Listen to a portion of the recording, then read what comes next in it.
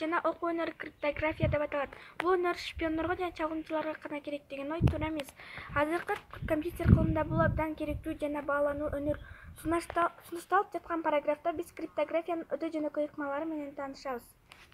Санды анын бөлүгү аркылуу табуу. Эгерде А сан Б санынын P процентин түзсө, анда B барар каша А бөлүк P каша көбөйтүү 100 деген теңдемени алабыз. Эми 508 номерди иштейбиз. Бала бакчанын орто тобуна 24 бала, башка топтордо балдардын 75%-ин түзсө болсо, анда бул бала бакчада канча бала бар? X деп белгилейбиз.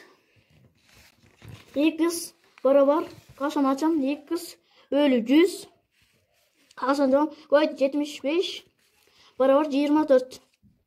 X барабар 24 бөлү 75 кашаны жабам, көбөйтүп 100 барабар 24 75-ке бөлсөм 0,112 чыгат.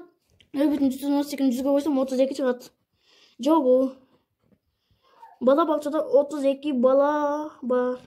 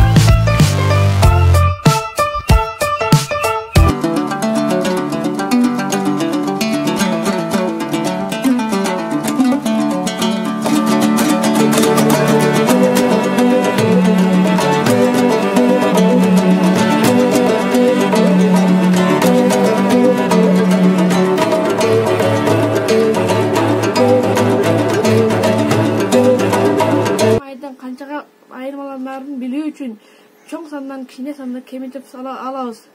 Так мааниден жакындаштырылган маанинин айырмасынын модулун табабыз. Бул айырманын модулу абсолюттук ката деп аталат.